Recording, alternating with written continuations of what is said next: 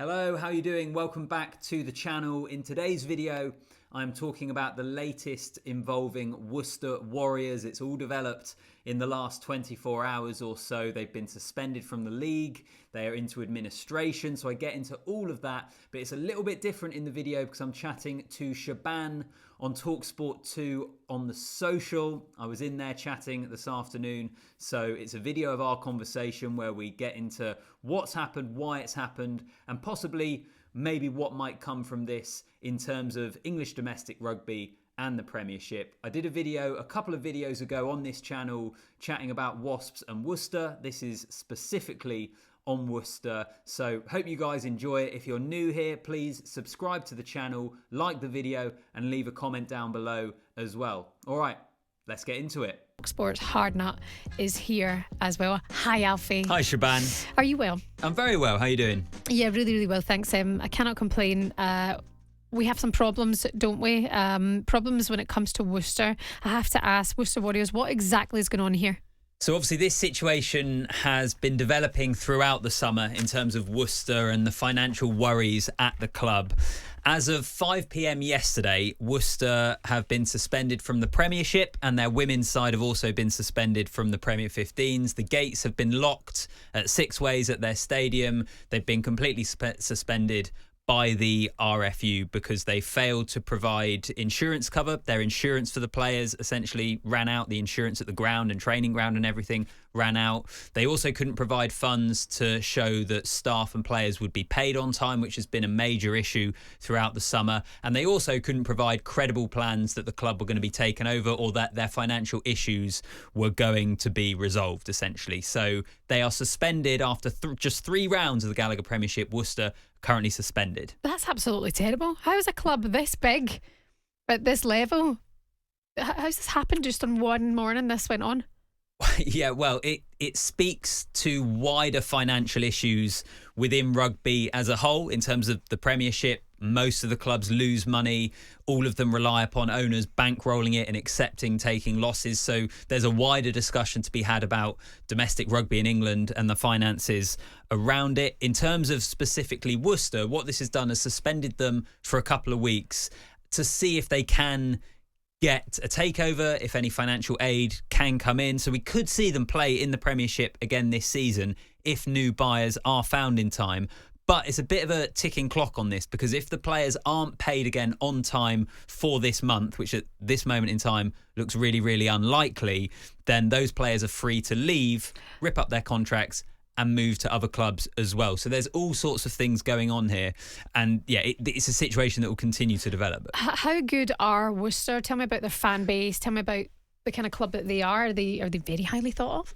Well, yeah, I mean, they're one of, you think about Premiership rugby clubs and there's not huge amounts of the country. There's not many towns in the country that have a rugby club that is so central to it. You've got Northampton and Leicester, and Worcester is one of those as well, like Gloucester. It is an important club. Now, look, they don't have the biggest fan base if we're looking at attendance and things like that, but you can't underestimate the importance of these sides and of these Premiership sides to the local community. And the local community has got around the club in Worcester and have done their best to try and help out. You've had staff who haven't been paid properly looking to get the games on. They've been using their kit from last season because they haven't paid for the new season kit, just to give you an idea of how desperate the situation has got. Gosh. But what also happened last night when they got suspended, they also were placed into administration by the DCMS as well. Now that's kind of been coming and expected to happen, but that happened officially last night, that Worcester have been placed into administration. Now what that means,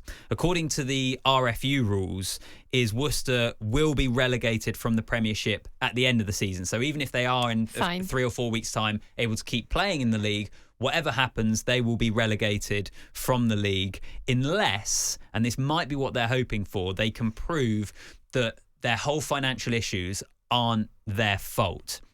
Now, what that could mean is the pandemic and COVID and how they're affected by that. And therefore, this situation they couldn't do too much about. Where that argument might fall down is there have been plenty of reports in the press that the two owners have had options, have had financial options, have had offers to take over the club, which they haven't been able to reach an agreement on. So therefore, that might not be an argument that they can use. But you can kind of see there are a number of spinning plates here that are still in play. Do we know how much it's going to cost to buy Worcester? How much would somebody have to have in cash to go ahead and make this survive? Well, it's not going to be the sums that we have with, say, Newcastle or Chelsea and the Premier League clubs recently. In all honesty, Shaban, I don't know for sure. I don't know for certain exactly how much it would cost. It's not going to cost, as I say, the amount of Premier League football clubs, but you're still looking for someone to come in, foot the wage bill, take up a business and take up a club which you're not going to necessarily turn a profit on. So you're going to have a lot of capital available to you. So it's not a straightforward situation whatsoever. It doesn't sound this, Good. and it doesn't sound like, apart from the fact that there's players and staff affected, excuse my ignorance, but is it something that should be saved, or is it simple that this could fold and just be a club that is in history? So that's a really good question, because obviously we've got the human element here. Yeah. We've got, which is my main concern at this point in time. 100%. And we can't, and of course, no one would disregard that. And let's be honest here, you've got people who have mortgages to pay and maybe school fees to pay and bills to pay.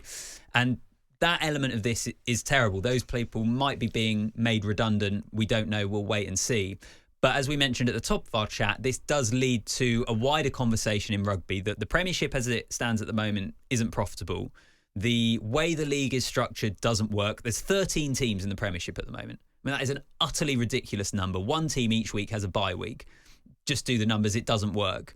There are conversations being had now, which this is triggering, and even Simon Massey-Taylor, the CEO of Premiership Rugby, has kind of said this could be used as a moment to structure English rugby domestically in a way that is beneficial. Does this lead to 2 leagues of 8, possibly, rather than having a 13-team Premiership, have an 8-team Premiership, and then an 8-team Championship, which you properly fund? It's has proper competition because you're going to have loads of those clubs that want to get into the Premiership competing in it. Whereas at the moment, you've got some brilliant rugby clubs in there. Some of them are part-time. Some of them don't actually harbour ambitions to get to the Premiership because just financially it wouldn't work for them. So does this give us an opportunity to structure English rugby in a way which actually works? What do you think? What would you like to see happen? I know you're a big rugby fan. What would you like to see go on? I think if we're talking about English rugby generally, putting aside whatever's going to happen with Worcester and also Wasps, who, by the way, are in financial difficulty as well, I like the idea of 2 leagues of 8,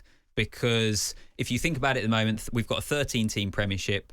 Taking 5 clubs out of that, putting them into the Championship, it automatically gives you 2 really competitive divisions. Because out of all of this, Shaban, and we can talk about how financially unstable rugby is, what's happening on the pitch is awesome. Yeah. The round we just had in the Premiership, brilliant games, back and forth, comebacks, high scoring. The product on the pitch is actually really good. So I think if we can give ourselves 2 divisions of 8, it could lead to a proper TV deal for the second tier. Okay. It can make it more competitive. That to me seems viable. Let's see if we get there.